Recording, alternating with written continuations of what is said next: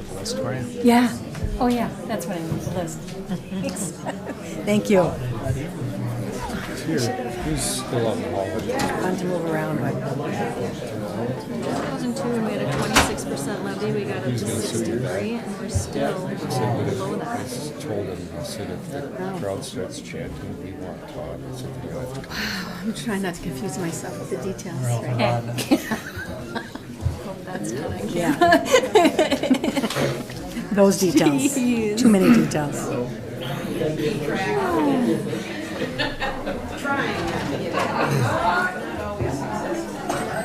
People still, okay. Okay. Oh, great. Excellent. Okay.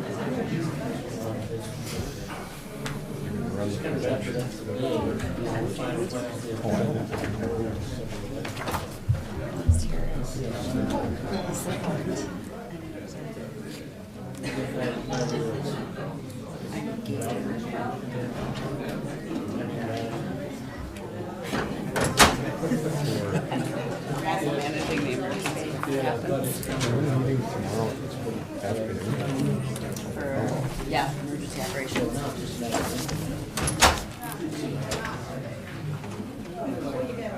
Oh, great. That's not very many. You'll go through the list. Yeah, and then I'll ask you more. Yeah. And they could still be, it looks like there's still people signing their names. You might just grab the top sheet. Okay, great. Great, great, great. Okay. Okay.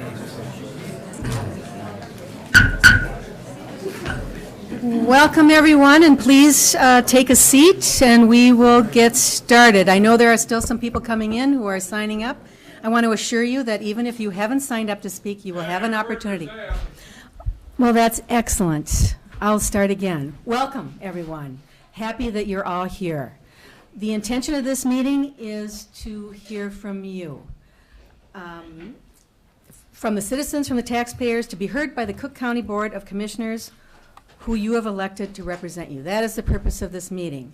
Before we begin that section of the meeting, the public comment period, there will be two short presentations, one by our county auditor, Brady Powers, and one by our county administrator, Jeff Cadwell. Their presentations will provide some historical and Minnesota statutory context to the budgetary and levy setting process for Cook County. We as the commissioners of Cook County and as elected officials know that the process this year is extraordinary. Setting a preliminary budget at 19.9% is not a trivial matter, a responsibility that we have taken very seriously. We know that there is a lot of fear in this room, a lot of anger in this room. We also know that there are a lot of sighs of relief. I also know, so our mission, of course, was not to create pain and suffering. Our mission was to alleviate pain and suffering.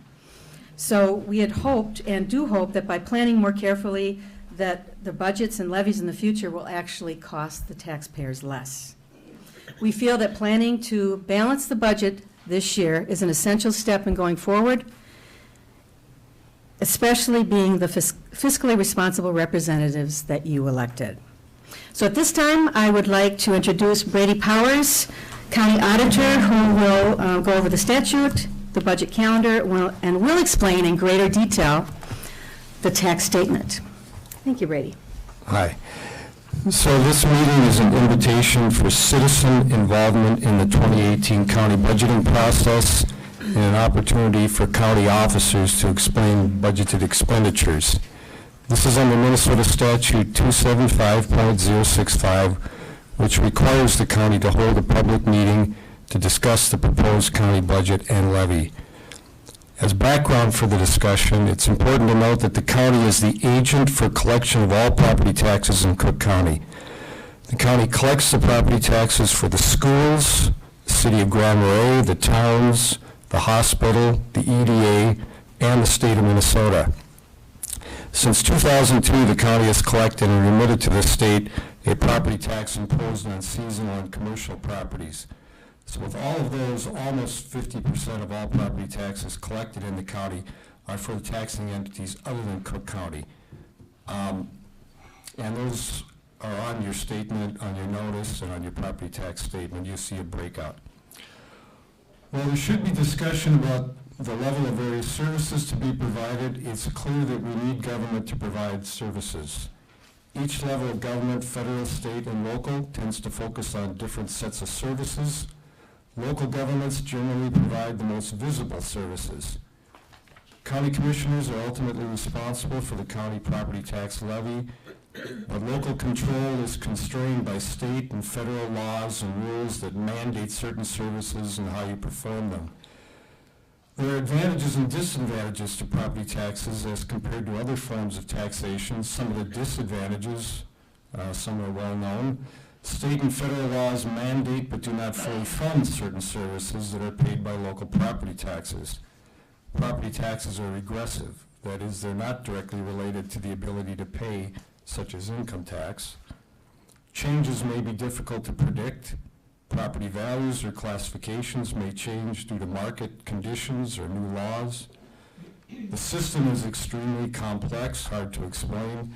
Examples of the complexity are the property classes and rates. The rates are applied to the values of classes of properties. Over the years, the legislature has shrunk the differences between the classes while expanding the number of classes to over 220. Fiscal disparities. This is something new since 1995. It's a method for 7 counties to share their commercial and industrial value increases. Commercial value increases since 1995 are pooled, and the average area-wide tax rate is applied to those values. And now we send $700,000 to $800,000 a year to St. Louis County. The state general property tax. This is a property tax imposed by the state of Minnesota on commercial and seasonal properties since 2002. The county calculates, collects, and remits about $2 million annually to the state for that tax. The homestead aid programs are also hard to understand. Homestead properties receive a taconite credit and a market value exclusion. The credit remains at $289.80 at a maximum amount, regardless of property value, unless you're in Schroeder, in which case it's $315. The market value exclusion, in contrast to the taconite credit, starts at 0, increases to $30,400 of exclusion for properties at $76,000 market value, and then steadily declines until it goes to 0 at $413,800. So those are some of the complexities. Well, there are a few advantages of local property taxes, including they're likely to be more responsive to public needs and more directly accountable to the public than state or federal taxes, which is why you're here tonight. They're generally more stable than other forms of taxation, and that is they're not as sensitive to general economic conditions, making it easier for local governments to function. But to reiterate what the chairman said, this is not a hearing to discuss the value of individual properties. Property values for 2018 taxes were addressed at the Board of Review meetings held in the spring of 2017. Values for 2019 taxes will be addressed in the spring of 2018. One step taxpayers can take to ensure that they're paying the correct amount is to check the property assessment, classification, and homestead records for accuracy. You can do this by contacting the county assessor's office at 218-387-3650 or stopping in. And again, this is a hearing for the purpose of presenting and discussing the proposed county budget and levy for 2018.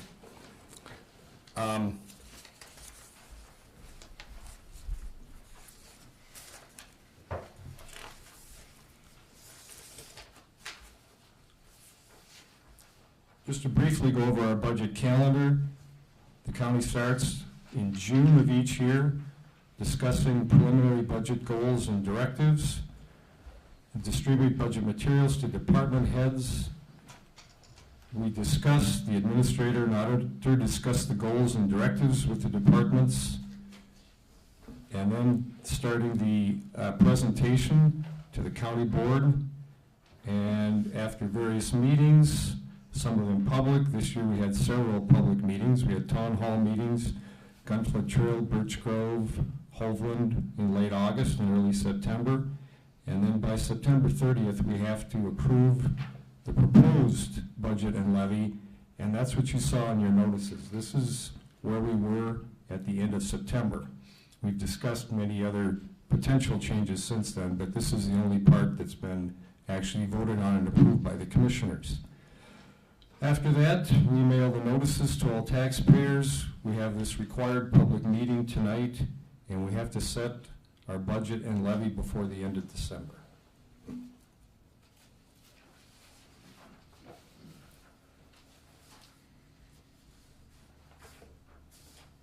And what we approved on September 30th was a levy of $9,428,872, which is a 19.9% increase over the 2017 final levy. And with that, I'll turn it over to Administrator Cadwell. Thank you, Brady. Welcome. Good to see everybody here. I've seen a lot of you at the meetings that we've held throughout the season in the various districts. I want to reiterate that the commissioners have reviewed the budget. They have reviewed all of the line items. They have scrutinized the decisions that they're making. In 2015, the first year that I was here, we went line by line by line through the budget. And we found every efficiency that we could in all those items. In 2016 and 2017, subsequently, we have concentrated more on the things that have changed and taken a much more serious look at the big budget items that drive the basis for the budget. One of them being at the level of staff that we provide and the level of services that we provide. Setting the budget is the most important decision the Board of Commissioners makes. It's their largest policy decision throughout a year. It directly impacts citizens through services, and it's a tool to realize communities' goals. Each time you drive roadways, a road is plowed, or you call 911, you're witnessing your tax dollars at work. Over the last number of years, I think this was even published in the newspaper last year, the levy increases for the last 25 years have varied from a minus 12.03% to a high of a 25.36% levy increase. The average levy increase since 1989, including the proposed 2018 number, is 4.4. So when people say, when are we going to get to a 3 or 4% levy increase, it's important to note that over that 26-year average period of time, we have had an average increase of 4.4. The average increase in budgeted expenditures since 1989 through 2018 proposed is 4.0%. Budgeting a steady levy increase of 4.4% over that time period, instead of the highs and the lows, the minus 12 to the plus 25%, we would have the same proposed levy for 2018 that we have, and we would have collected $28 million in additional revenue. If we would have budgeted at a straight 4.0% levy increase over that same period of time to keep up with the average increase in cost of expenditures, we would have generated an additional $18 million, and our levy would be $1 million less than what we're proposing for 2018. It's important to note that, not to note that mistakes were made or planning wasn't done. It's a time to draw the line in the sand and say it's important to plan, that now is the time to balance the budget, and now is the time to plan for a more responsible financial future. Cook County, since I've been here and even before that, has been mitigating levy increases through the use of fund balance, deferring maintenance on buildings, and deferring spending. Going into the 2018 budget, we have a facilities budget of $50,000 for repairs on over $100 million worth of plant. That's not sufficient. We are paying in 2018 $200,000 for a grader that we bought in 2017. We still have $150,000 to pay on a grader that we bought in 2016. That's what I mean by deferred payments on equipment. Heading into the 2018 budget discussion, we're facing the same problem we did in 2017 and 16. When I started the 1st of July in 2015, I walked in and I was handed all the department head budgets, and the summary said that we need a levy increase of 27%. And I said, we can't do that. That's not reasonable. And we did it again last year, and the budget requests came in, and they said we need an increase of 27%. And I said, we can't do that. That's not reasonable. And we did it again this year, And because we got a really good renewal rate on our health insurance, it came up saying that we needed a 21% increase in our rate in order to sustain the level of service that we currently provide. Deferring those costs and not raising the levy along with the escalating costs of the cost of doing business has created a structural deficit of about $1.3 million annually. We have about a $20 million budget. We have an $8 million levy this year. We're proposing a $9.4 million levy in 2018. The structural deficit can be summarized in approximately two components. We discussed these in the August and the September meetings. One is, over the last 8 years, we've had to add 10 staff in Health and Human Services. The needs in this community have exceeded the capacity of the staff that we had up to that point. That accounts for about $600,000 a year that we've not budgeted for. The gap in the county state aid maintenance dollars that we get from the gas tax to provide maintenance on the county roads is somewhere between $400,000 and $600,000 annually, and that gap has been widening over time. Those two items really explain the deficit that we have in our budget that we haven't accounted for. Earlier this year, we were talking about opportunities to address this deficit, and we were talking about opportunities to address it over a 3-year period, a 2-year period, or do it in 1 year. And there were people putting pencils to paper and coming up with numbers, and if we proposed a 15% and a 14% and a 13% increase, you calculated the same thing that the board did, that's going to cost you more in the long run than if we just balance to what we need now.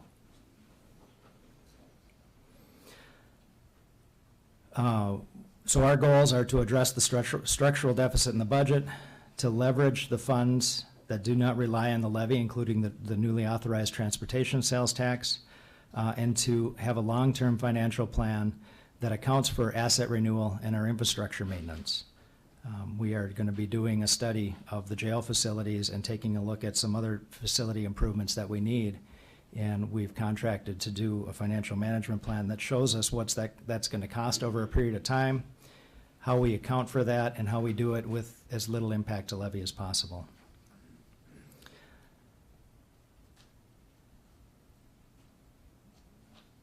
In all of our conversations related to budget, which began December 21st last year, I was in Brady's office trying to calculate what it was going to do what it was going to take to sustain a budget going forward for the next 3 years.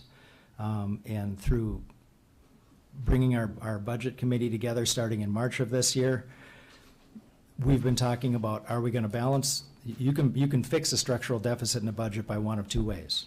If we're going to support the level of programs and services that we have, then we have to increase revenues. And if we're not going to increase revenues, then we have to decrease the level of programs and services that we offer. There's only two ways to announce that. In 2015, we looked at all the stuff we buy. We don't buy enough stuff to cut spending to have any significant impact on the challenge that we have faced with the budget this year. And to this point, in addressing that issue with the Board of Commissioners, and we have not been directed to do anything other than to provide a budget that allows us to carry forward the level of programs and services that we currently offer. The good news is that looking at the financial management plan that Ellers helped us put together, looking at the capacity for future projects, we can say in very strong confidence that if we balance the budget and move forward, if we actually balance programs and services with levy this year, then going forward, we really can get back on board with having a 4.5, 4.6% increase, something more closely tied to the cost of living. Honestly, over the last 25 years, if we'd have just had a 4% increase, everybody would have felt like we were doing a better job. And 20 years from now, I'd like to be able to look back and say we did a much better job managing the money. And it took a little bit of work in the beginning, in the middle, but it's worth it in the end. The numbers that I'm speaking from are on the flyer that came out with your proposed tax statement. And there's just a breakdown of the revenues proposed for 2018 and a breakdown of the expenditures proposed for 2018. We leave that as resources, and this time is mostly for you to make your public comment, and I'll turn the meeting back over to Board Chair Siebertson. Excuse me. Thank you, Jeff. So at this time, the public is welcome to address the county board about the budget and setting the final levy for 2018. If you have issues involving your valuation, your property valuation, our county assessor is out in the hallway to answer those questions. This hearing is about the levy and the budget, not about your valuation. That can be addressed by Todd to make any difference to it. However, it would have had to been addressed in the spring. But just to clarify that for everyone.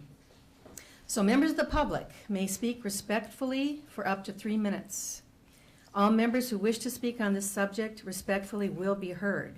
No person will be allowed to give their minutes to another person, and we will not read anyone's letters during the meeting, but they can be submitted to the board for our consideration. All comments must be civil in nature and must be directed at the board. We had a sign-up sheet out there. There may be some more people that have signed up, but I just wanted to let everybody know that even if you haven't signed up, there will be time at the end, once everybody on the sign-up sheet has spoken, for those of you who would like to speak at that time. So again, I just wanted to say welcome. Thank you for coming. And I know that speaking in public can be a pretty uncomfortable thing for a lot of people. So I also just want to applaud you in advance for being willing to speak and participating in this very important democratic process. So again, up to 3 minutes is the limit, and Commissioner Dukirk has a timer, and about 15 seconds before the end of your comment, I will give you the peace sign, which means you'll need to wrap up your comments and then make room for the next person to speak. So, and I also wanted to say that this portion of the meeting is really not a conversation. We're listening and you are speaking. And we will take notes, and hopefully at the end of this, there may be commissioners who would be willing to take up some of the issues that you bring forward during your comments. There will be other staff members here who could answer some of your questions, so don't be afraid to answer questions, but also don't be stunned when we don't take up the conversation at that moment. We want to get through all the comments and then make time for conversation when everybody has had their speech. Okay. Madam Chair, Yes. there's some people in the hallway, and Yeah. there are about Oh, 10, yes. 10 chairs up Thank in the you. front. Yeah, so please come in and take a chair. No need to stand out there and be uncomfortable. Be uncomfortable with us in here. Thank you. Great. So first on our list, seriously, there are a lot of chairs in here. Please, welcome to step inside. Don't be left out in the cold. Okay, our first person on the list, Tom Bradovich. Would you please step forward, Tom? And we have a sign-up sheet, another sign-up sheet for your name and address. And please state your name. Tom Bradovich. When does my 3 minutes start? Will I write my name down? Write your name down. Now and with your yeah. name, and you say, "I'm Tom," then I'll start the clock. That's a good question. Yes. It hasn't started yet. All right, Tom Bradovich. I'm here to debunk the myths that are floating around out there surrounding the property tax survey that I was a part of. Myth number 1, our survey results do not represent the overall population of Cook County property owners. Truth, we use standard statistical analysis techniques in order to determine the accuracy and validity of our data. For 5 of the 6 questions that we asked, we can say with 95% confidence that the responses represent the entire taxpaying population with a plus or minus 3% variance. Excuse me, Mr. Bradovich, could you speak to the issue of budget or levy? This is not about a survey. I'm sorry, this directly affects that. This Okay. is, Please get to the levy. We've heard comments that, can we take a time out here while I have to defend this? We've heard comments that we are only 20% of people who don't want to pay property taxes. These results show just the opposite is true. So please bear with me. We hope that they'll participate in this process. Thank you. For one of the questions, we can say that we're even 99% confident with that same plus or minus 3% spread. You will see all of the raw data published in the Cook County News Herald this week. I encourage you, if you want any explanation of how I computed those numbers or how my spreadsheet is constructed, I'll volunteer to sit down with you. Myth number 2. Some Sir, people we're have not interested insinuated. in hearing about the survey. Please comment, make your comment about the levy or the budget. How is this about the budget? I haven't heard anything about the budget. Why don't you just give him his 3 minutes and let us decide? Please speak to the budget. There is no venue in this county for me to address the insinuations and innuendos that have been cast against this survey. And I'm trying to explain to you that you should read these numbers carefully, and they will affect your budgetary process hopefully next year. That's the nexus between what I'm talking about and what you want me to talk about. Please allow me to finish. Thank you. Some people have insinuated that we have handpicked those who received our surveys. Others have said that even that we have thrown surveys away. Truth, both of those insinuations are completely false. I personally find them insulting. Gary Gamble used a technique called nth name selection, where a random number is generated. You count down that many names on the list, that person gets a survey. Regarding throwing surveys away, that is complete bunk. Myth number 3, the survey is biased. Just because somebody says it is biased does not make it so. Here's an example of a very biased introduction. Most of us in Cook County know that the current crop of county commissioners and the administrator is spending our tax dollars foolishly. That is not what we said. I wrote that introduction. I started with 2 paragraphs that summarized clear facts, and then I finished with, some in the county believe these increases are necessary, while others believe they are out of control. I don't see any bias in there. There's no bias in the questions. Myth number 4, all taxpayers should have received a survey. Well, no, that's not how survey research works. Myth number 5, many people received multiple surveys. That's not true. Some people may have. We had a hard time scrubbing the list that we got from county officials. There were duplicates because people own multiple parcels. We did the best we could. There's a few people that did. Myth number 6, the Minnesota Center for Financial Excellence commissioned or conducted the survey. No, they didn't. This is all volunteer work. We did that all on our own. You have 2 seconds, Mr. Radovich. Once again, I offered to sit down with you and explain all these numbers, and I hope you would take me up on that. Thank you very Thank much. you, Mr. Radovich. Next on the list, Jennifer Schultz. And please, we would appreciate hearing about the levy and the budget. Thank you.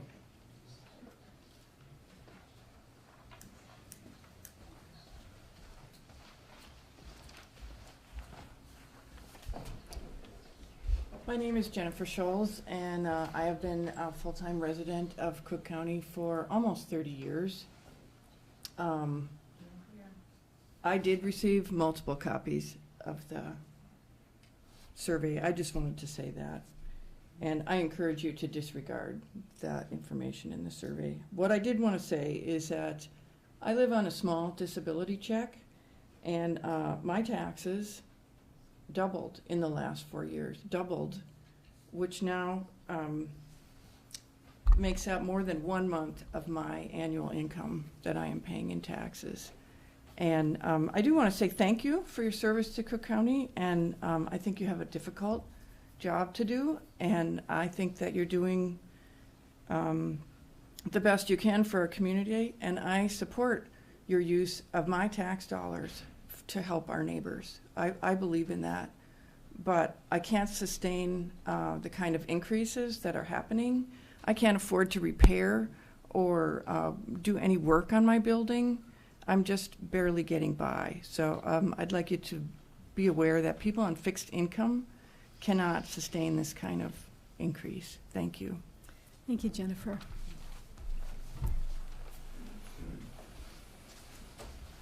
Don Davis. Don Davison. See the last syllable.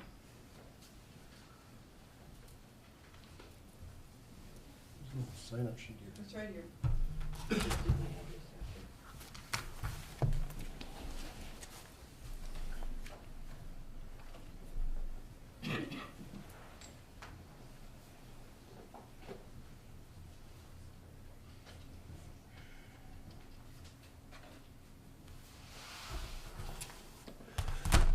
Hi, I'm Don Davison. In a former life, I was a DJ. We used to follow the Billboard Top 100, and it was a great compliment for a record to be #1 with a bullet. When you're a sports team, it's great to be #1. But when I went to the Department of Revenue website today, we are, in terms of the proposed levy, #1 with a bullet. Our 19.9% increase is more than double the next county.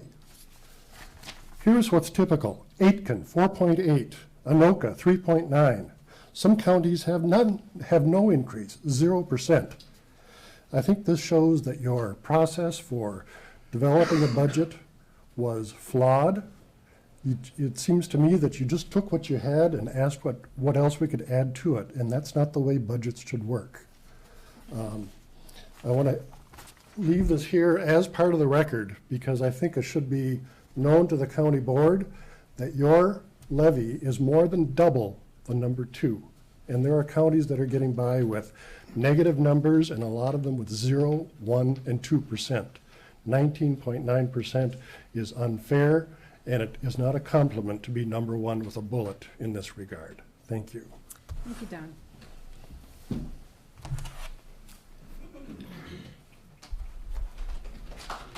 David Beckwith.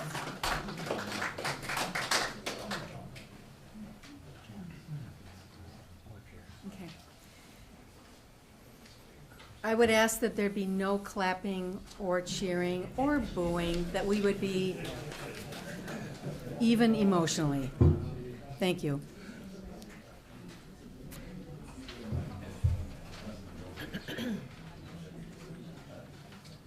My name is David Beckwith. I didn't get to none of your other meetings because I wasn't sure what was going on, but now I'm a little concerned about how we're projecting the 2018 budget, and I've just got a couple of questions.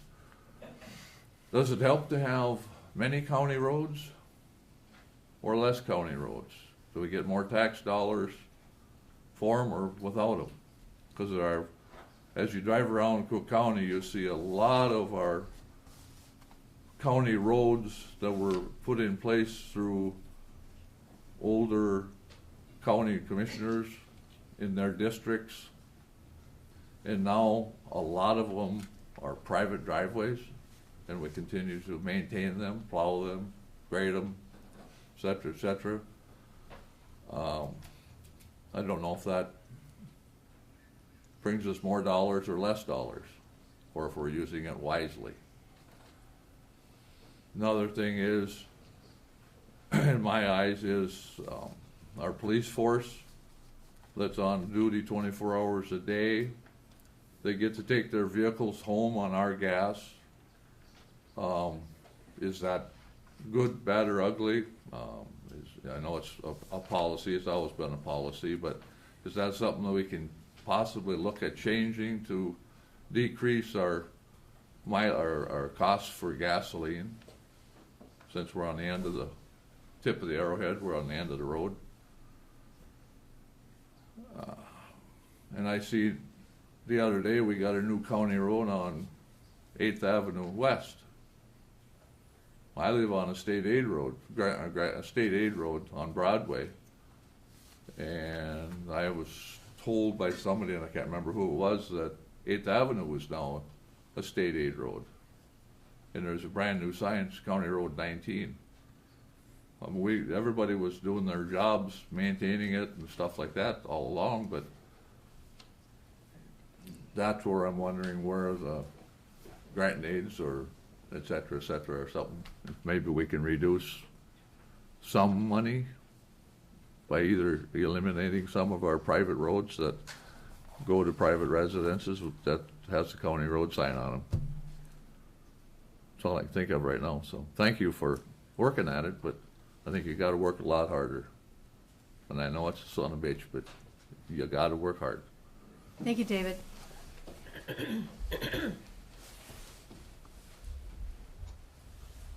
Bob Mattson?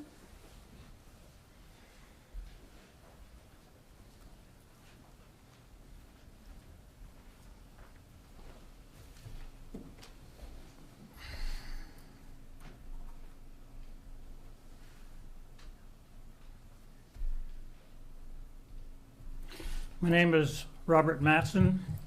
I live in 11th Avenue West here in Grand Marais. I sat here last year about this time when we were going through your budget dilemma, and I specifically asked you to hold your department heads fiscally responsible in the coming year, to hold their costs down, to make them accountable. From my experience, there's not a government budget that isn't open to some tweaking, some fine-tuning,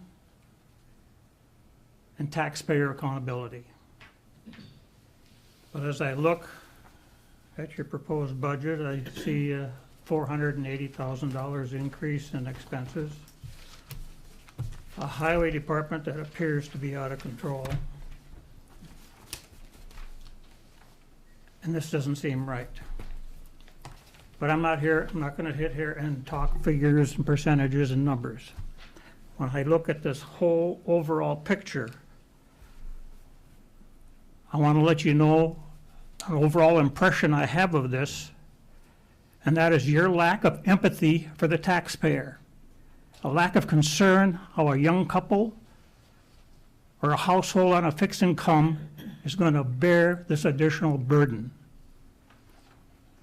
My point is, to get out of this dilemma, there should be shared pain between the taxpayers and the departments you oversee. A two-way street, but I don't see it here. You've allowed it to become a one-way street, and now you've got a room full of people that don't like it. You took the easy way out by making the taxpayer totally responsible to solve the county's budget problem. And that's not right. Speaking personally, you're looking at a household that's locked in at a 1% and 2% cost of living. Locked in. In 2 years, your county taxes on my little house have more than doubled. 1% and 2% versus 100+%. Not a good ratio in my book. But in the end, I'll pay your taxes. And in return, you've lost my faith and my respect for your fiduciary governance. And the only way I feel I can hold you accountable 15 seconds. is at the ballot box. Thank you. Thank you, Bob.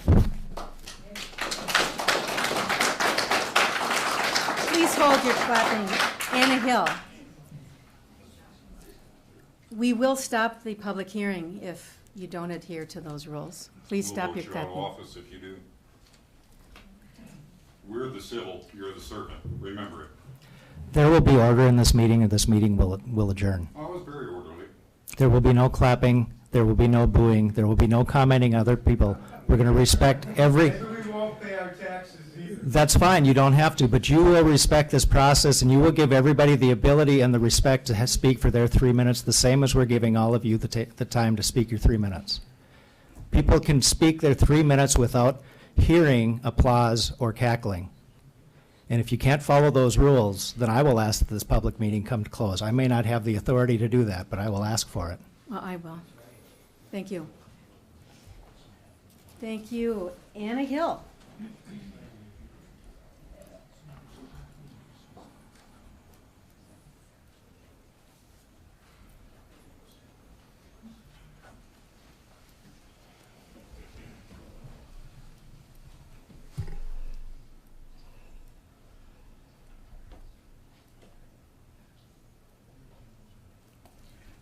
I I'm Anna Hill, and I just have a very brief comment that I would encourage you to think about the people who will be losing their houses and what you're going to do with the tax forfeited properties.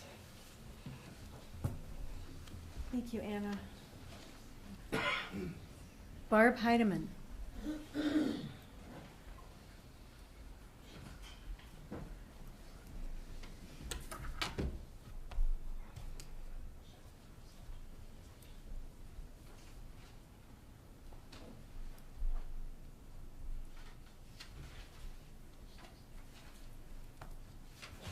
I think I'm going to be one of the first, I hope not last, supportive person here tonight. While I am not wildly ecstatic about a 20% increase, my perspective is that my husband and I have traveled about 12,000 road miles from one end of the country to the other this past season. And what was clear to us is that there is a huge difference in the places that seem to invest in themselves and those that don't. And we chose to move here. We chose to move here understanding that, you know, things are expensive and that taxes are expensive, but we chose to move here and become part of a community and be active participants and do what we can to make it better and keep it going for the people who live here. And so that's my comment. I think we need to do what we need to do. I know there are mechanisms to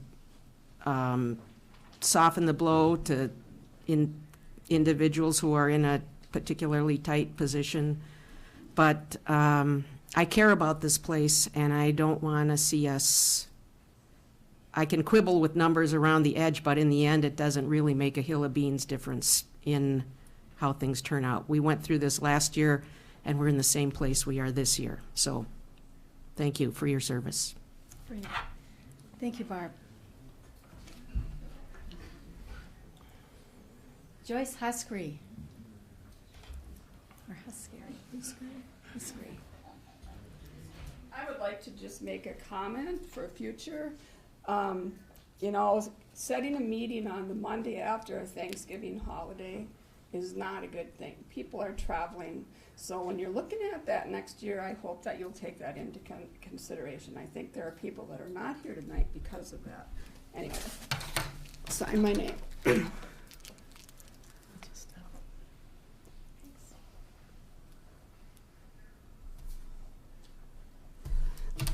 I am Joyce Haskery. I live at 1102 West 1st Street, and I'm going to read fast because I only have 3 minutes. I was born here, and my family's been here for 6 generations, and I welcome new people that come here. It's not because I'm an original and think I'm better. I love seeing all the people come. I'm wondering if any of you have reconsidered your vote on the 2018 tax levy increase since listening to the public via the meetings, emails, phone calls.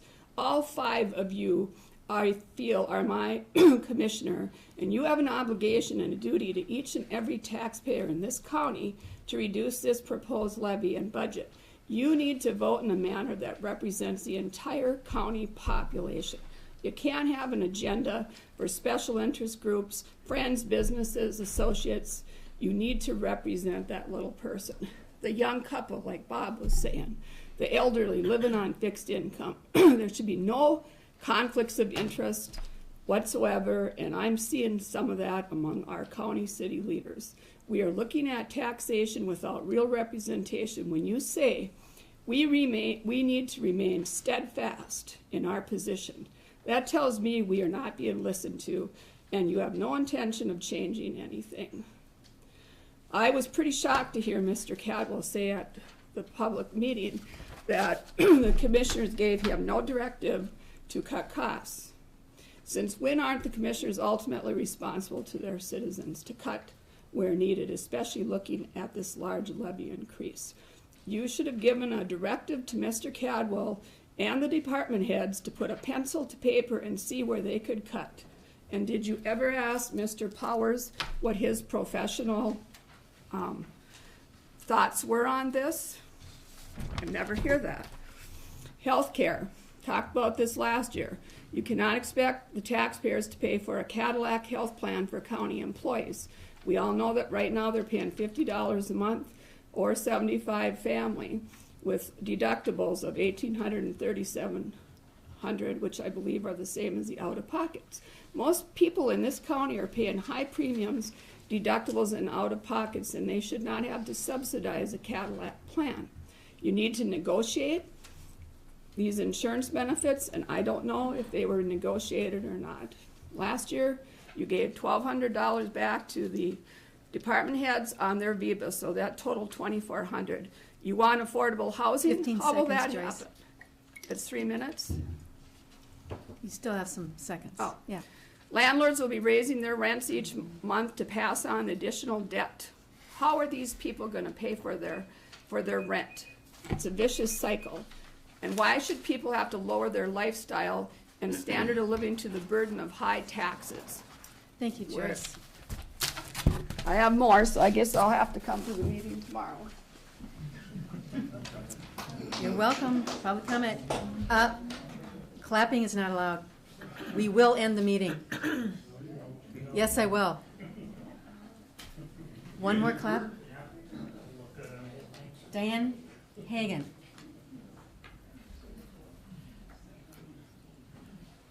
If this meeting isn't conducted respectfully, we can call it Very closed. respectful, ma'am. Very respectful. Diane Hagan. Excuse me.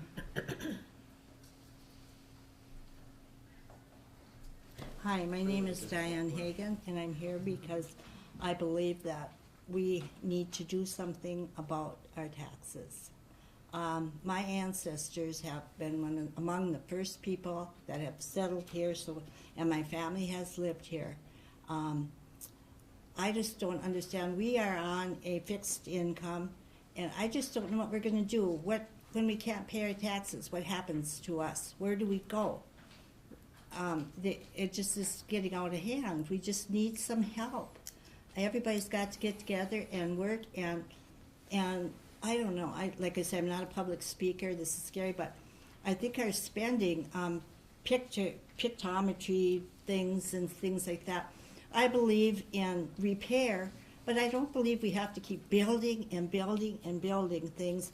Let's take care of what we have, and let's not extend our expenditures out there where we don't need to have it.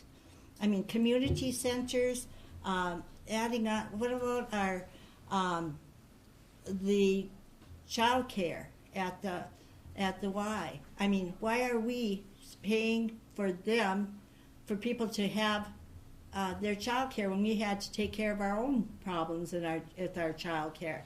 The spending has just gone way out of control, and like I said, I'm not a public speaker, but I do know that we have to do something. This just can't go on. What am I supposed to do when I can't afford to pay my taxes? Thank you, Diane. Carol Berger.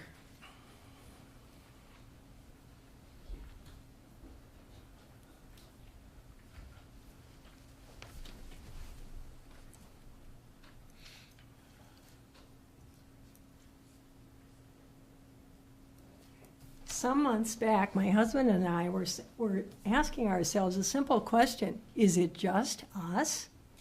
Are we the only people in the entire county who feel like the county government is out of control and the current county board is operating completely independent of the people's wishes? So instead of wondering, we felt it was time to do something to answer that question. What could be more simple than asking the people what they think? Thus, the survey was born, with the help of so many others who spend hours of consulting, planning, implementing, and analyzing those results, recently reported in the Cook County News Herald. In essence, what we did is your homework. The results of this survey were simply astonishing. Given the integrity of the methodology and the overwhelming response, the verdict is in. You will be guilty of turning a blind eye to the expressed will of the people if you stick to the levy of 20% increase. My comments are directed to the four of you. As you, Commissioner Deschamps, appear to get it. Bobby, you get it. Bobby, you get a pass right now, and you deserve it, but watch it.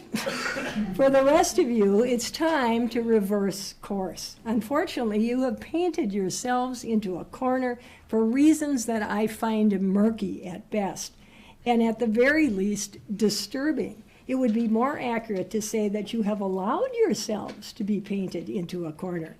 But the paint in the corner you find yourself in is not yet dry, and you're going to have to step in it to get out. But you can walk through the paint to this side of the room and reestablish a relationship with the majority of taxpayers who simply do not want a 20% levy increase. It isn't rocket science where the budget can and should be reduced. Eliminate the county administrator and replace it with simply a personnel director. Eliminate the newly created public information position. Keep the veteran service officer at halftime. Inform the county negotiating units that the health insurance gravy train is over. Renegotiate the YMCA contract. Get out of subsidy daycare in any form. Tell the EDA to stop promoting the dying sport of golf with a $100,000 public relations price tag. Significantly reduce the non-mandated funding, if not eliminate it altogether. Stop spending nearly $27,000 on hotel bills like you did in the first 7 months of this year alone. Consider instituting a hiring freeze. Carol, your time is up. I've got one more paragraph. May I finish, gang? No, you cannot finish.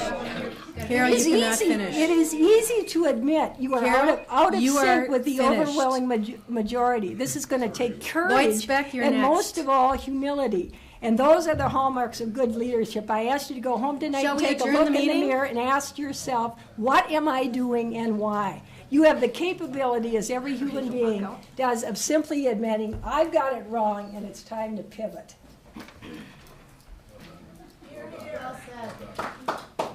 One more time, and we can leave.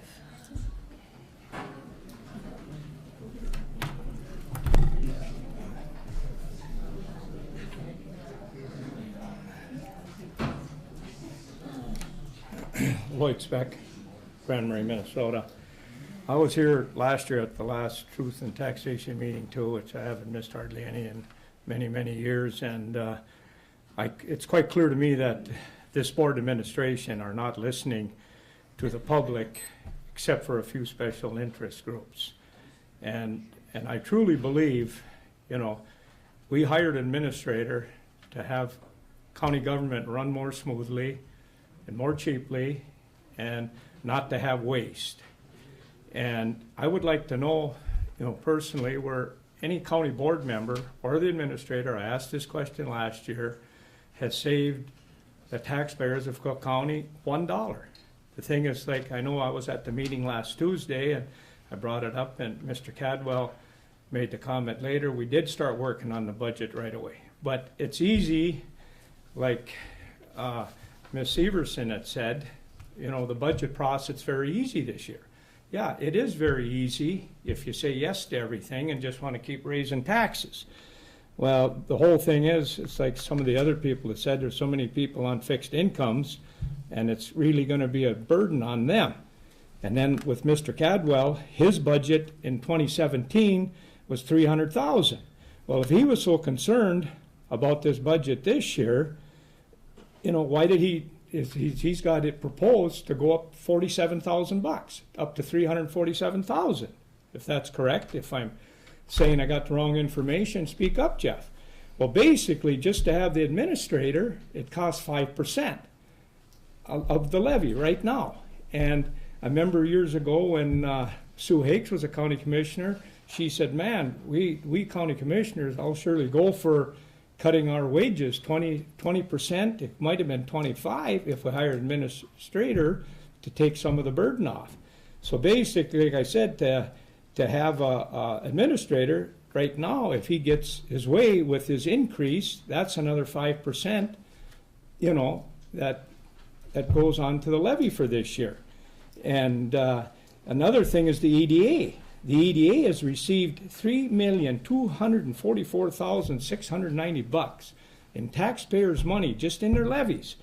But this year alone, you turn around and you grant them the permission to put up a $100,000 sign out at the golf course, a losing proposition, and the EDA has put us in debt millions and millions of dollars. I didn't bring my true figures with me this time, but I gave it to you all last year. I didn't have time to get it all figured out tonight and stuff, but just alone with the EDA, that's costing us over 5% too. So between Mr. Cadwell and EDA, that's 10%. And that, I just can't understand why we keep dumping money into a dead horse, in my opinion. And in Lake County, they don't have an EDA. Most counties don't. Thank you, Lloyd. Your time is up. Thank you. In Lake County, they got a deal called City Redevelopment Agency, which handles EDA. Nick Berger. Check into that.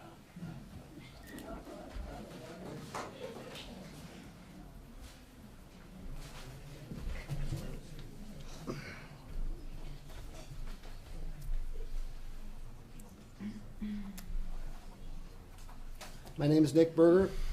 Last year, the county board held the Truth in Taxation hearing and proposed a levy increase of around 19%. More than 100 members of the public attended, and many individuals spoke for and against the proposed increase. At a later meeting, the board, after a long, tedious session, unanimously approved the final budget levy increase at 11.2. I was curious as to why the commissioners would make such a substantial reduction and asked my commissioner. She replied, and I quote, "It was the right thing to do at the time." She went on to say that going into next year, she was going to bring up the budget at every meeting. We'd be asking the board to make decisions by April, and she asked that the board wants to get below 20%. They need to make huge changes now, and nonprofits need to know that they will have to find money somewhere else. Unfortunately, none of that she proposed ever happened. I have not seen any attempt by the board to actually address budget problems from an expenditure perspective. Rather, they spent an inordinate amount of time crafting a budget messaging strategy that relies on what I call false narratives. Here are 3 examples. We are in this situation because an irresponsible board in the past kicked the can down the road. The county budget is out of balance. And last but not least, we need to identify needs of the county and spend accordingly. As to the kicked can theory, I would like to point out that 3 of the current commissioners have been through 4 budget cycles, with one of those having been through 6. If there's a kicked can, their boot prints are all over it. Rather than digging in and having the courage to address the financial problems by making those necessary huge changes, it was generally business as usual with the annual year-end budget drama and excuses. You guys own this. Regarding the unbalanced budget, if there's a shortfall, it's only because the board's inability to face the facts. If you sent a levy increase at 11.2%, knowing that there were deferred expenses, what was the strategy for reducing expenses and non-budgetal additional spending to make up the previous year's shortfall, other than to blame it on the previous board members? No attempt was made to control skyrocketing employee benefit costs. At the beginning of 2017, the county increased the VEBA accounts of managers to compensate them for the increased contributions for health care premiums identified in the final budget. Instead of charging the YMCA for county costs for cleaning and maintenance, as promised in 2016, the board renegotiated a 25-year-old contract which provides this service at no cost, in addition to free rent, free utilities, and replacement of exercise equipment at no charge. There are also issues in Health and Human Services regarding missed reimbursement billings. A request for an accounting of what impact those missed billings had on the budget went unanswered.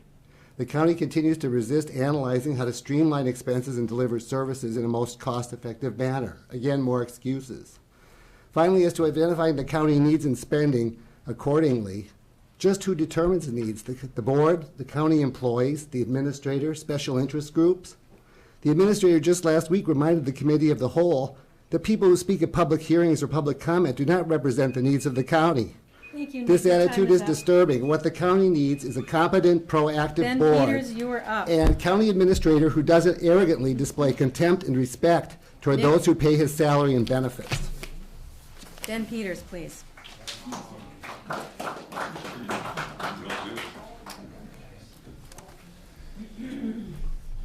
Hi, Ben Peters, longtime listener, first-time caller. I'm really frustrated. I'm frustrated. We sat in this room last year, talked about the same stuff. Some people cried, some people argued, but most of the people were frustrated, and there really nothing has changed. The title of this meeting, right, is Truth in Taxation, and I don't see a lot of truth. I think that seems pretty elusive to this board. And last year, following this meeting, there was a tirade of lies, and I don't think there's any other way to put it, but between jobs lost and Christmas presents being taken away and closing the senior center, to list a couple, were really not helpful.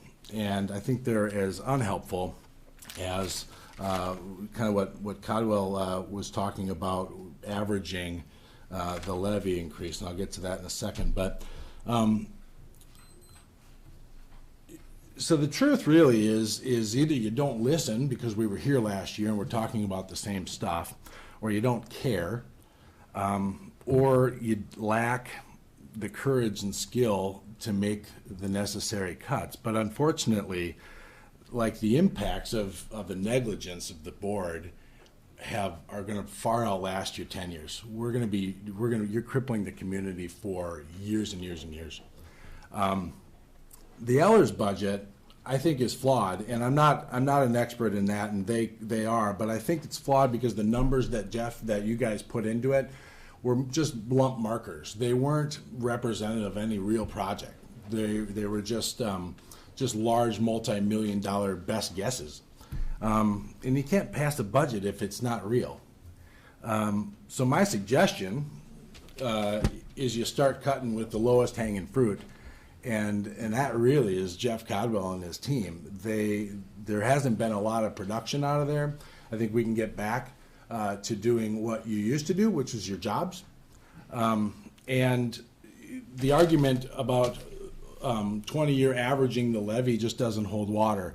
You can make numbers say, Jeff, whatever you want them to say.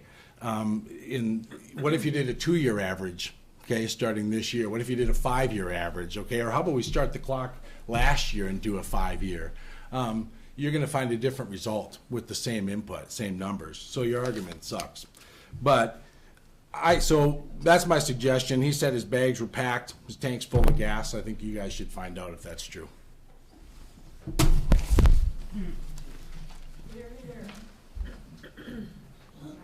Mike Carlson, respectful comments is what we're interested in. Mike Carlson.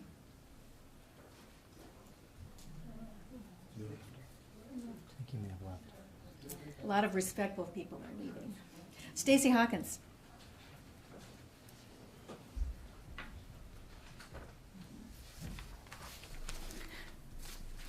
I'm coming before you as a lifelong citizen of Cook County and a property owner for over 30 years. And I have at one time or another wrote letters to you or called you on the phone or had coffee with you to discuss county matters. And I sincerely hope you will respect my sharing of thoughts and questions today as a constituent. I want to encourage you to join me in being curious about the numbers and how they relate to the financial position of the county budget. You state the median household income is $52,299. That means 50% of the population is below that amount. I looked into this further, and I found that 12% of the households have household income in the $35,000 to $49,999 range. 25% have household income of less than $25,000. So my next question is, what happens to those people when you initiate another large increase, since 1/4 of our households are less than $25,000? And I want to emphasize, I do not question the numbers presented. I truly believe the numbers are accurate. What I do believe is the way the numbers are being presented are not showing you or the public the full picture. We have been presented with information about budgets and have been told we have not had a balanced budget for years, and that is what has caused the problem that we are in. But you do not construct a budget using only previous budgets.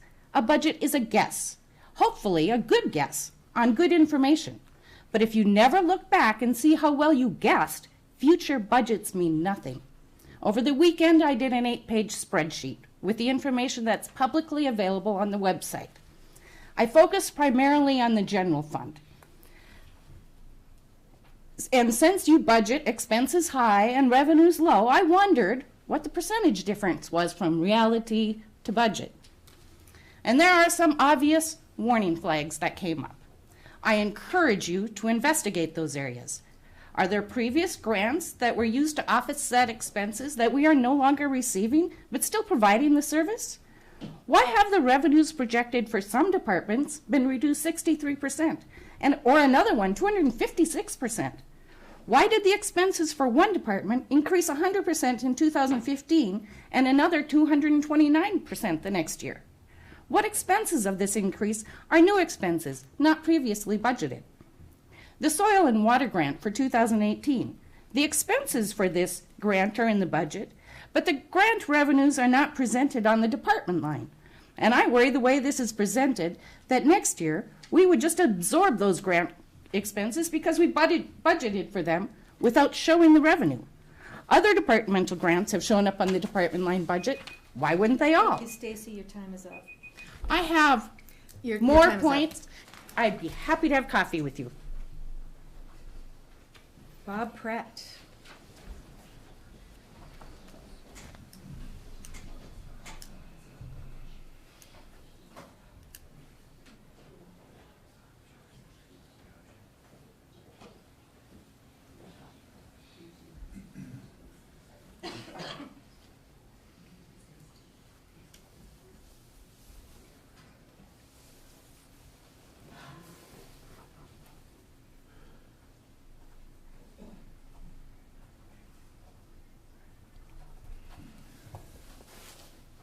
My name is Robert Pratt, and I was born and raised here in Grand Marais, and went away for a number of years and returned after retirement.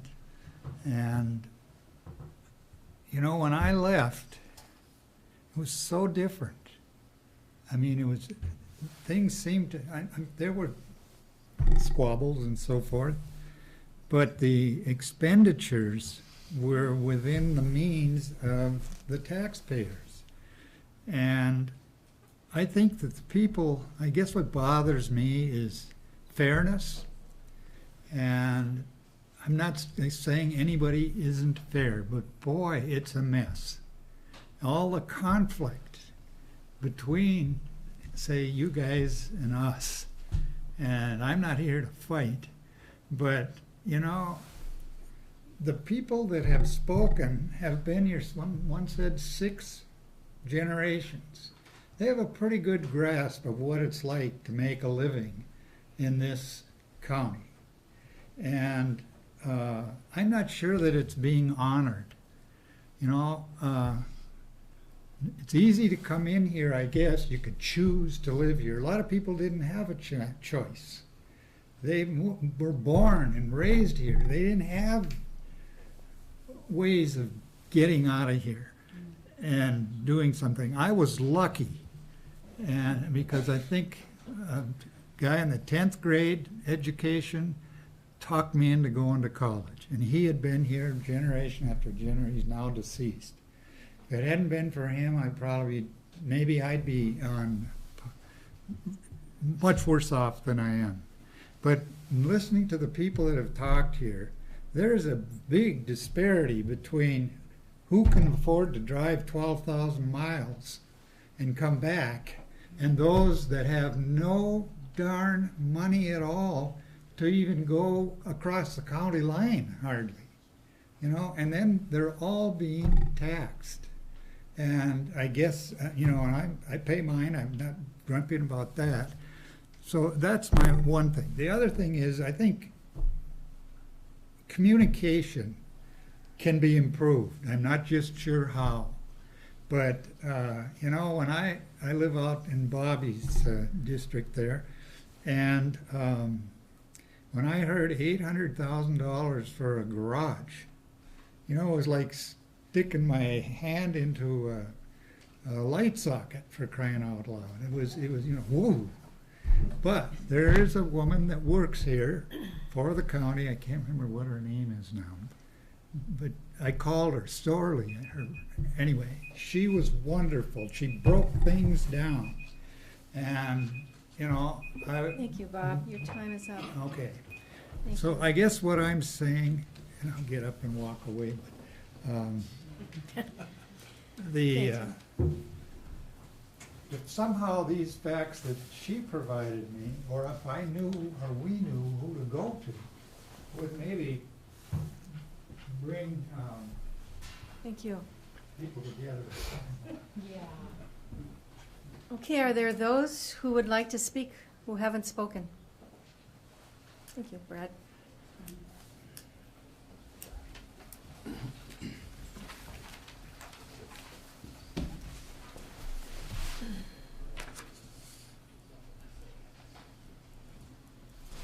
My name is Brad Thompson. I don't have any of the answers for you.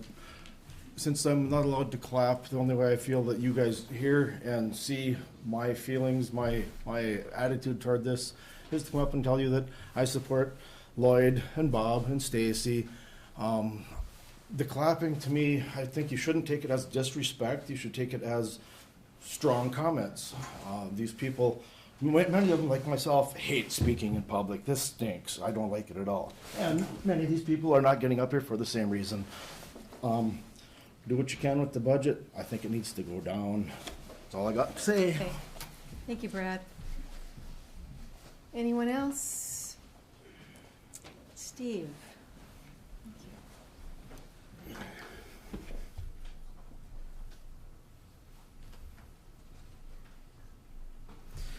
My name is Steve Nielsen, and I live here in Grand Marais.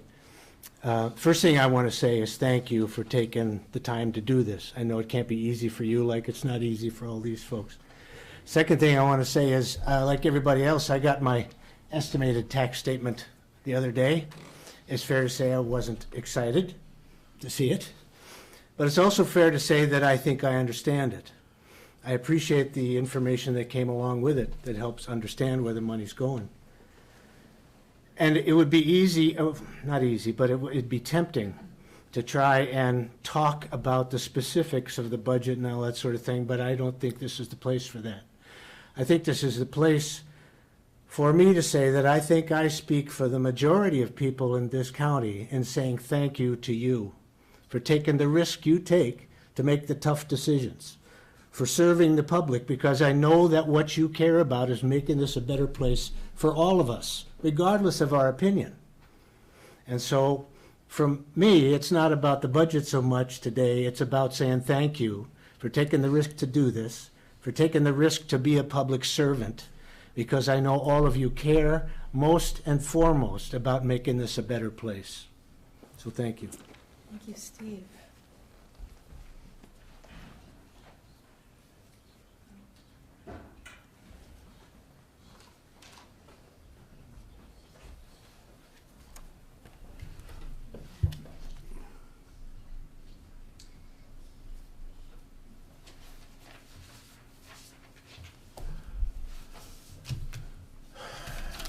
A number of people have mentioned the lack of pre-planning or whatever going on here, and it seems that that's not entirely the case. I see, looks like we've already bought the pictometry machine or whatever it is, so that's nice.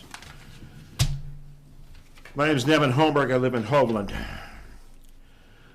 Private land is less than 10% of Cook County. Our population is less than 5,200 people, and you plan on a budget of about $24 million, which is over $4,600 a person, and approximately $5 to $6 million greater than the last year's budget. Your actions show that you have no intention of cutting expenditures and intend to saddle the property taxpayer with ever-increasing financial burdens. Matters are worsened when one considers that discretionary spending continues apace. Your pet projects are generously funded regardless of their overall public benefit. Activities appropriately funded by the private sector have become de facto county departments. Examples include, but are not limited to, golf courses, historical societies, the arts, housing, and YMCA. The private sector cannot compete with such government-subsidized enterprises. I have 3 questions. By a show of hands, who among you is a member of the Y? Okay. How much monthly rent does the Y pay the county for the building they occupy? And finally, exactly what will you do with a $250,000 pictometry machine? Thank you. Thank you, Nevin.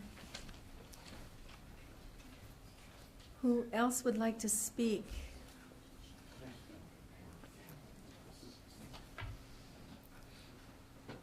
Who's in their names? Hello.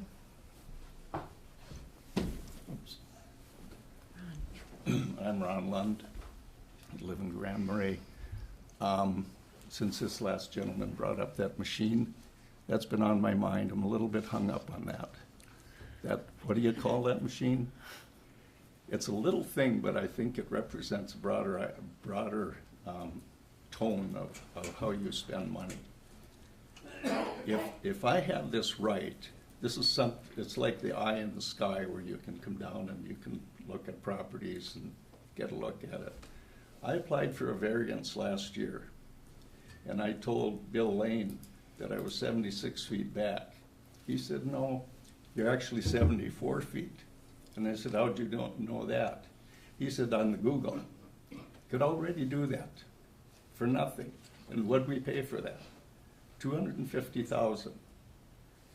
To me, now maybe I don't understand the full scope of that $250,000 and the great things it can do, but you know, if it's taking pictures of front of houses, you could probably put 2 people to work, give them a job to go out and take pictures.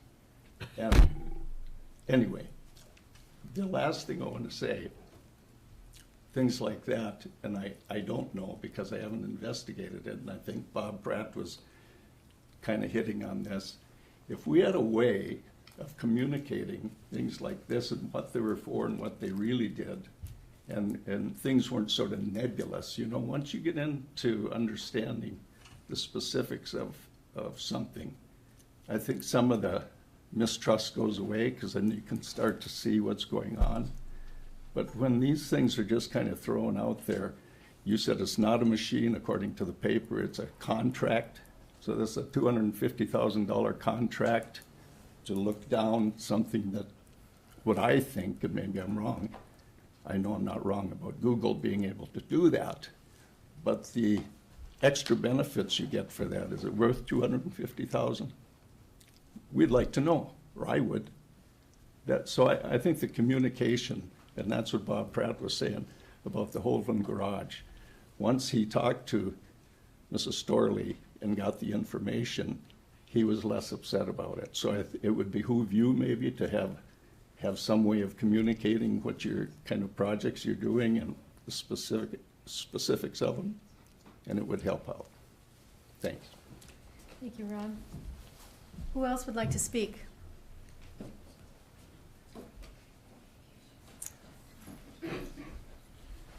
Good evening. My name is Dean Merlett. I live within the boundaries of Grand Portage Indian Reservation on private property. One comment that I would make while I'm filling this out, it's not a communications issue between the voting public and you folks. It's an unrealistic ability for you to spend money we don't have. Simple enough. We can't afford you. Now, I got here a little late, and I apologize for that, respectfully, but I would like to ask a question. I did not get some of the paperwork the other folks. Is there money in your budget for what is sure to be the special election that will be taking place here in the not too distant future when you get done passing this?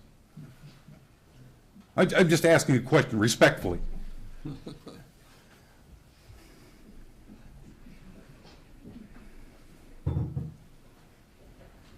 I'm sorry, I'm so mad I'm shaking. Wow, this is cool. Have a good evening. Respectful. Anyone else like to speak? Respectful.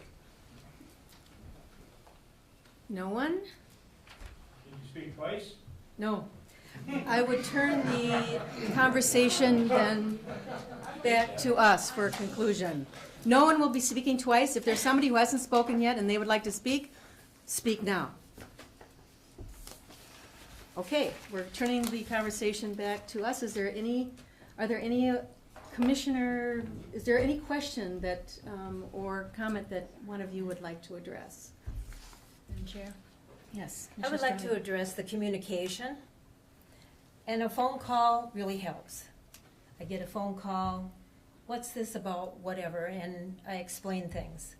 We have many ways. Our board meetings are live streamed. You don't have to watch us at 8:30, you can watch us at midnight or whatever. That's one way.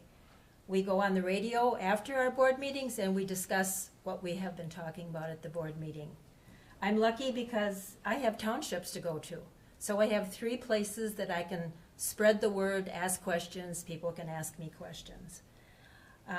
We have the newspaper. And so I think we're all looking for how can we be better at communicating. One way would be, like I said, the personal way. Call us, email us, and on a personal level we can get into more depth. At our last committee meeting, I invited Scott Harrison and Mr. Hedstrom to come and talk about the whole history of the golf course. And that is absolutely fascinating because we've had that golf course for over 31 years. And how did it start and who was involved in it and where do we go from there, from here? So look it up because that gives you the whole perspective as to how our involvement started with former commissioners way back then. And we have a commitment to make in certain areas where things are passed on. So we try to say, okay, that was then, this is now, how can we move forward with something? Or maybe we can't move forward with something. But there's many areas where we can't let it drop. Because if we let something drop, it will come back on us. So we try to very thoughtfully work through the process with, we have a budget committee, we have a personnel committee, we have unions, we have 3 unions in the county that people deal with. So we have a lot of things that have to come together, and maybe we need to be a better group to give communication on that. I don't know, I think we're trying. And I would say communication these days is pretty complicated. There are a zillion ways, and we use a lot of them. That's We've all I'm gonna say answered the about that. pictometry question at every single meeting for For the at last least month. 2 months we've answered it. Well, maybe you should let Ron know what it is, so. Thank you, Barbie. Would you like to update him? Ron, it's a service that we buy, which will be paid for by Grand Portage Forest Service and the county. It goes over the county, that's where your pictures on Google come from. Can I just ask one question to that? But what does it do? Bill Lane over at Google, he could tell within a foot of how far my property was back. He was right on the lake cabin.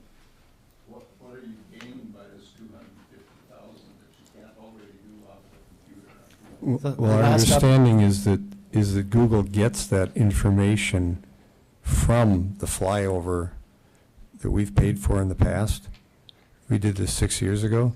So the flyover goes and takes the pictures, and that goes out where Google picks it up, and you use it. No, Google goes out and just grabs it and uses it, but there wouldn't be any pictures if we hadn't paid for the flyover earlier, 6 years ago, and then potentially again.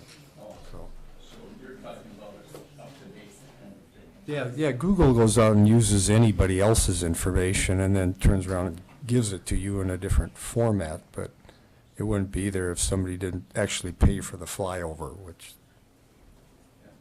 And to the degree of $250,000, is that over what period of time is that? And No, what is that? they'll look at it again to see, I don't know the details in each department that uses it, but they'll look, in this case, it was 6 years since they did it before. It was like, I think, a 12-inch degree of accuracy, and they're getting it down to 6-inch 6 years later. Now whether, yeah. Old school, I would just get out of my desk and take a drive out in the country and look at property. It's a big county, you know. It's kind of Okay. fun to get out and look at it. Other, 2 employees a year to do that service if they can, which I don't know that they can. Our assessors here somewhere that could address that, is on average $140,000 a year, so it's not cost effective. Are they gonna be cut with this new machine?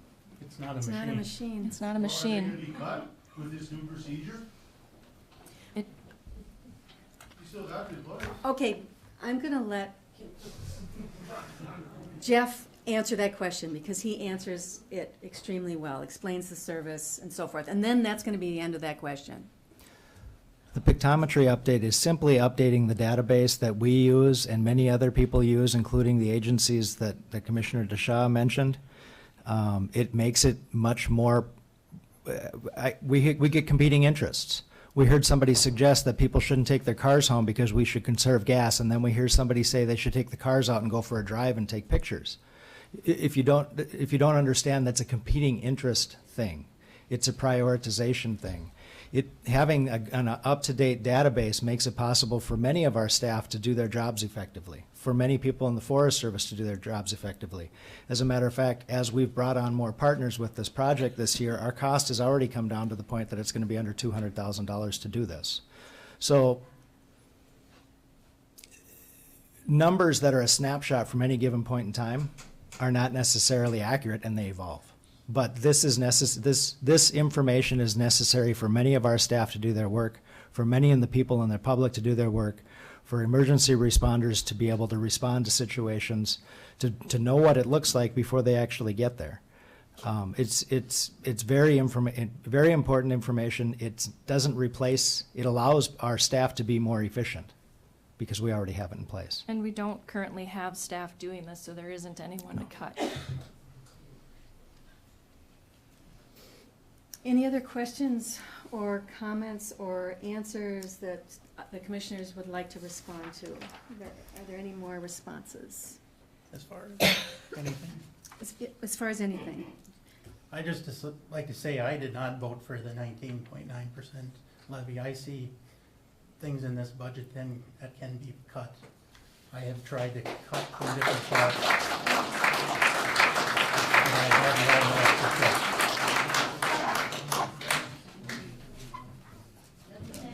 Any other comments or questions you'd like to answer? Madam Chair, if I could? Yes. I'd answer Mr. Beckwith's question if he's still here. CASA 19 is not new, it's just a new sign. It's always been designated as County Road 19.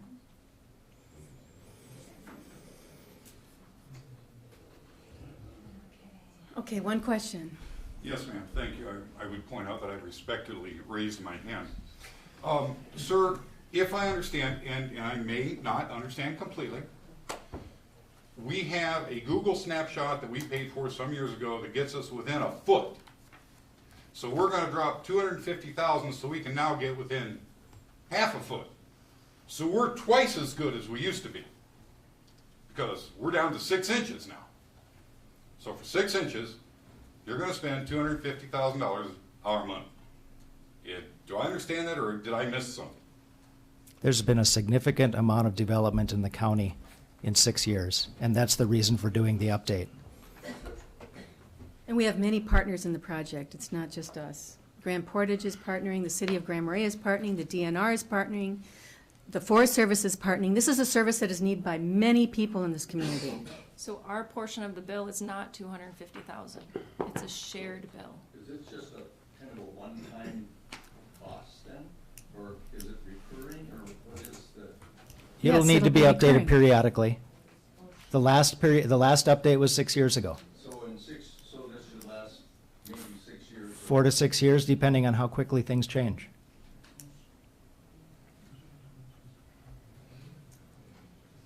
Okay. Well, thank you all for coming and Thank you. speaking your piece. Thank you. They're super nice. How are you? I thought it was a big time. just.